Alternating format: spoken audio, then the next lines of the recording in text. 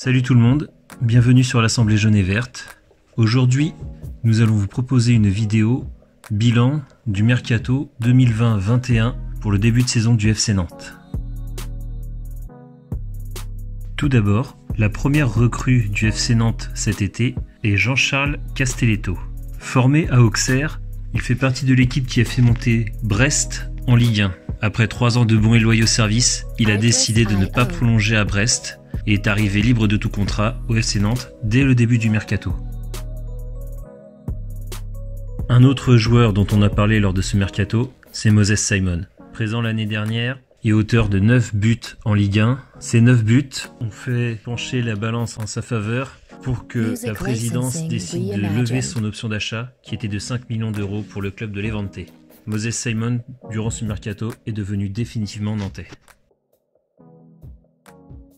Un autre joueur arrivé libre au FC Nantes, après Castelletto, il s'agit de Pedro Chirivella. Formé chez les Reds, à Liverpool, il n'a pas eu le temps de jeu qu'il espérait. Souvent utilisé comme doublure ou alors prêté, il a joué un petit peu aux Pays-Bas et est revenu à Liverpool. Au terme de son contrat, il est arrivé libre à Nantes et il compte bien se faire un nom dans le collectif jaune et vert.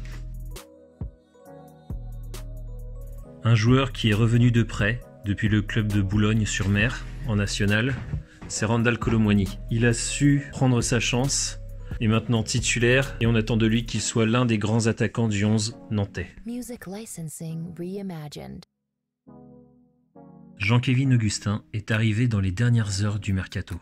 L'ancien Parisien a été libéré de son club de Leipzig pour pouvoir signer à Nantes. Son caractère ayant fait sa réputation notamment à Leeds et à Monaco, le club compte sur lui pour s'assagir et devenir l'attaquant dont nous avons besoin aux côtés de Kolo Muani et de Renaud Aymon.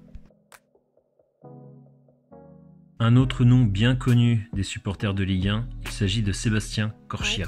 Il a décidé de quitter le FC Séville, où il n'avait plus assez de temps de jeu et freiné également par de nombreuses blessures. Il a choisi les Canaries pour redonner un élan à sa carrière et permettre de devenir l'une de nos ailes et que nous prenions notre envol au classement.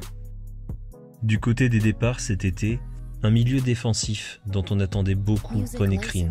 Il n'entrait plus du tout dans les plans du coach nantais, alors il a décidé de quitter le club et est reparti en Slovénie pour jouer dans le club de sa ville natale, Maribor.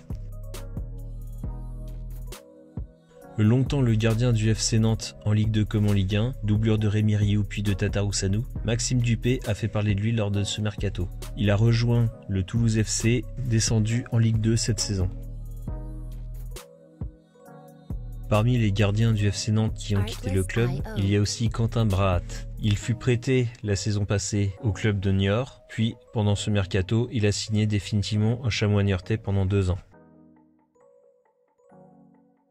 L'un de nos gardiens qui naviguait entre la réserve et le groupe pro, Alexandre Oliero. En recherche de temps de jeu, le gardien a quitté le FC Nantes pour aller trouver du temps de jeu du côté de Pau, club récemment promu en Ligue 2. Molla Ouagué, qui n'entrait plus dans les plans du coach, il y avait une trop grosse concurrence en défense centrale avec Palois et Girotto, et Molla Ouagué a décidé de quitter le FC Nantes lors de ce Mercato pour aller signer à l'Amiens SC, tout juste relégué en Ligue 2.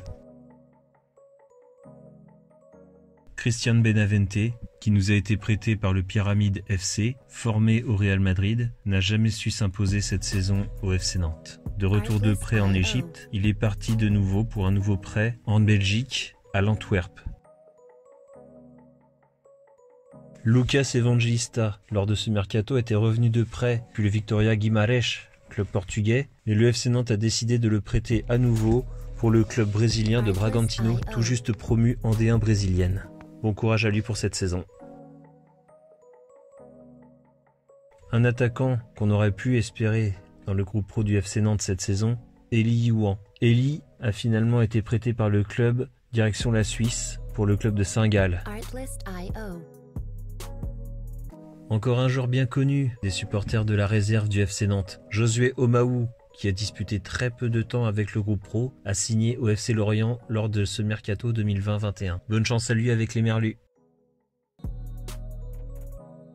Qui ne se souvient pas de la grande tignasse de Samuel Moutoussamy? Le joueur formé à l'Olympique Lyonnais a lui aussi quitté le FC Nantes cette saison, sous forme de prêt en direction du Fortuna Sittard, club de D1 hollandaise. Voilà, c'est fini pour cette vidéo sur le mercato estival du FC Nantes saison 2020-21. J'espère que cette vidéo vous a plu. N'hésitez pas à laisser un petit pouce bleu et abonnez-vous à la chaîne de l'Assemblée jaune et verte. N'oubliez pas la petite cloche pour obtenir les notifications à chaque sortie de vidéo. Passez une bonne journée et allez Nantes!